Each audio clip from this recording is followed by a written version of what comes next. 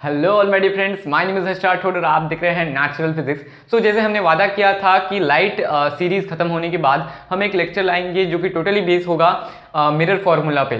तो आज इस वीडियो में हम डेरिवेशन करने वाले हैं mirror formula, that is 1/f is equal to 1/v plus 1/u। So इसका डेरिवेशन इस वीडियो में होगा। और अगर आप इस चैनल पर नए हो तो प्लीज सब्सक्राइब करना और share this video. Okay, so derivation of mirror formula start करेंगे ये वीडियो बिना कोई टाइम पास करते हुए। तो डेरिवेशन करने के लिए दो वे है कि एक तो तुम कॉनकेव मिरर चूज करो या कॉन्वेक्स।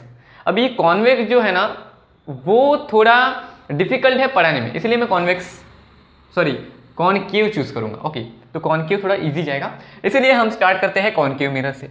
दोनों ही प्रोसेस थोड़ी लगभग सेम है और उसकी वजह से आंसर तो सेम ही आने वाला है, दैट इज द फॉर्मूला। अभी हम एक कॉनकेव मिरर लेंगे, जैसे कि मैंने लिया ये एक कॉनकेव मिरर। ये हमारा क्या है? एक कॉनकेव मिरर है, ठीक है। एक हमारी ये है प्रिंसिपल एक्सिस, ये हमारा है पोल, ये हमारा है फोकस और ये हमारा है सेंटर ऑफ कर्वेचर। हमने क्या किया कि यहाँ पर एक हमारा ऑब्जेक्ट है जो कि beyond the centre of curvature है, मतलब यहाँ कहीं पर है सेंटर ऑफ कर्वेचर से थोड़ा दूर। By the using of first law, that is हम एक पैरेलल रे निकालेंगे जो कि parallel to the principal axis है। फिर ये क्या होगा? फोकस से निकलेगी ऐसा, ठीक है।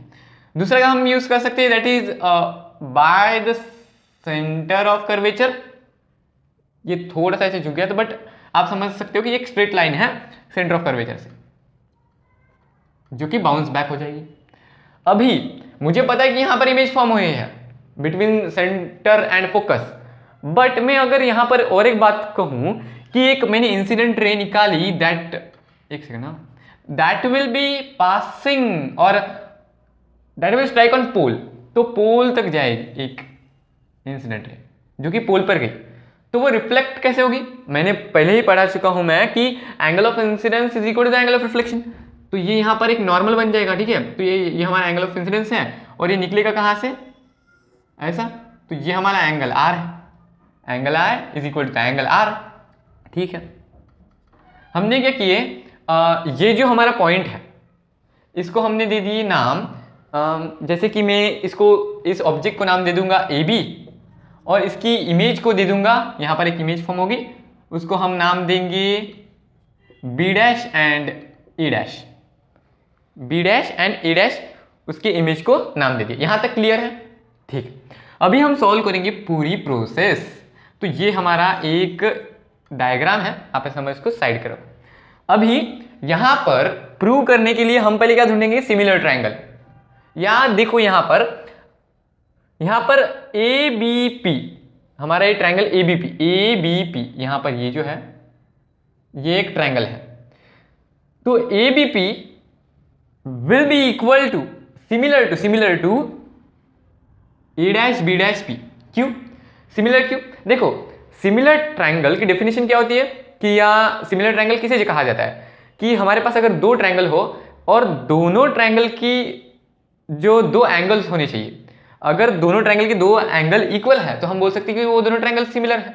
यहां पर हमारा अगर हम माने कि ये एक ट्रायंगल है A dash B dash P, एक ट्रायंगल है, और ए बी पी ये एक ट्रायंगल है, तो यहां पर दो एंगल अगर इक्वल हो गए, इन दोनों में कोई दो एंगल इक्वल हो गए तो हम मानेंगे कि ये दोनों ट्रायंगल सिमिलर है, ठीक है। मतलब उनके जो साइड के रेशियो है वो इक्वल हो जाएंगे। तो दो एंगल मतलब ये यहां पर एक 90 डिग्री, क्योंकि हमने एक ऑब्जेक्ट लिया है perpendicular to the principal axis, तो ये एक 90 डिग्री हो गया। इमेज भी यहां पर 90 डिग्री है, इमेज क्या है? 90 डिग्री, मतलब ये दोनों एंगल क्या है? इक्वल है। अभी मैं बात कर सकता हूं कि भाई angle of incidence is equal to the angle of reflection. ये angle is equal to angle BPA is equal to angle A dash P dash P B dash, ये दोनों एंगल इक्वल हो गए। तो मैं बोल सकता हूं ट्रायंगल एबीसी जो है, सॉरी एबीपी जो है वो सिमिलर है, सिमिलर टू क्या है? A dash B dash P, इसका सिमिलर है ये triangle, similar to triangle A dash B dash P, ठीक है। अभी मैं बोल सकता हूं कि इनकी जो साइड की रेशियो है, वो इक्वल होगी। जैसे कि किसी भी साइड की नहीं, जैसे कि अगर हम इसको बेस माने तो इसका बेस और इसका बेस क्या होगा, इक्वल, उसका रेशियो इक्वल होगा। तो मैं बोलूंगा कि हमारा जो ए बी है, A B upon A dash B, इनका रेशियो किसके रेशियो से इक्वल होगा, इनका रेशियो इक्वल होगा। फिर उसके बाद हम दूसरा एक साइड लेंगे जो कि है A P and A P upon A dash P, ये ए डैश पी इसका। तो इसको हम इक्वेशन नंबर 1 मानेंगे, इसको हम क्या मानेंगे, हम equation number 1। Now we have the second one, that is second triangle. हमको दूसरे भी ट्रायंगल लेने का काम पड़ेगा, क्योंकि देखो 2 ट्रायंगल सिमिलर है, इससे हमको कुछ प्रूव नहीं होने वाला, क्योंकि हम इसके लिए हमें और एक ट्रायंगल लगेगा। देखो यहाँ पर कोई और एक ट्रायंगल है क्या, तो यहाँ पर भाई हमें मिलेगा ये एक triangle A B C and C A dash B dash, ये एक ट्रायंगल और ये एक ट्रायंगल, ये क्या इक्वल है, हाँ इक्वल है। क्यों इक्वल है, तो सुनो, राइट एंगल, ये इधर राइट एंगल है तो इसका अपोजिट मतलब लीनियर पेयर में इसका ये साइड क्या होगा, right angle. So this both are equal. Now by the linear pair of angle, या आप बोल सकते हो this both are equal by the linear pair of angle. और ये जो है ये एंगल क्यों हो गए, क्योंकि vertically opposite angle are always equal. तो यहाँ पर एक एंगल इक्वल है और ये एक एंगल इक्वल है इन दोनों को। इसका मतलब है कि ये दोनों ट्रायंगल भी क्या है, सिमिलर ट्रायंगल है। Because of the similar triangle,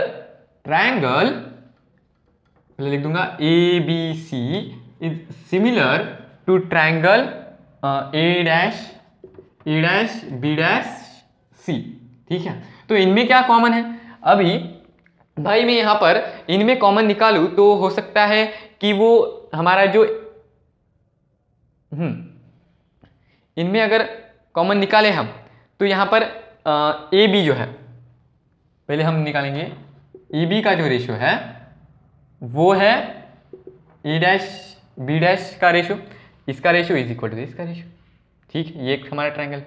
अभी दूसरा हम क्या ले सकते हैं, हम ले सकते हैं ए सी और ए डैश सी, हम ले सकते हैं ना।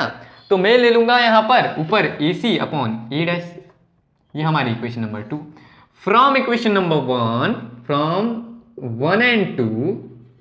इक्वेशन नंबर 1 एंड 2 हम क्या करेंगे, दोनों को कंबाइन करेंगे। यहां पर एक बात सुन लो कि ये क्या है, LHS, ये LHS, दोनों इक्वल है, LHS is equal to LHS, तो ये इक्वल टू ये होगा AP upon A dash P is equal to AC upon A dash C। तो मैं यहां पर लिख दूंगा AP upon A dash P is equal to AC upon A dash C। तो ये हमारा एक इक्वेशन यहां पर बन जाता है, हमारा एक इक्वेशन बन जाता है। अभी हमें क्या करना है, find the value of AP A dash P और AC और A डैश C, इसका हमें वैल्यू निकालना पड़ेगा। अभी मुझे बताओ, मैं यहाँ पर वैल्यू निकालूंगा, बस ये एक साइड में आपको समझाने के लिए। What is AP, what is AP, AP क्या है यहाँ पर, AP, हाँ AP है ये। अभी हम AP को क्या करके डिनोट कर सकते हैं, AP is the object distance, और ऑब्जेक्ट डिस्टेंस को हम क्या करते हैं, V से डिनोट करते हैं। और उसके बाद A dash P, A dash P को हम क्या बोलते हैं, A dash P, what is A dash P, हाँ A dash P is an image distance, image distance को हम करते हैं U से। ठीक है, फिर उसके बाद AC, AC क्या है भाई, AC, हाँ AC तो हमारा भी कुछ नहीं है, बट हमारा C और P कुछ है। C और P हमारा है radius of curvature, here the radius of curvature and plus AC, या बोल सकते हो कि ये जो हमारा AP क्या है, AP क्या है हमारा, V है, मतलब हमारा object distance minus radius of curvature हमें AC में दिला सकता है, तो V माइनस R बोल सकते हैं हम। नाउ अभी एक बचा है तो वो है A डैश C।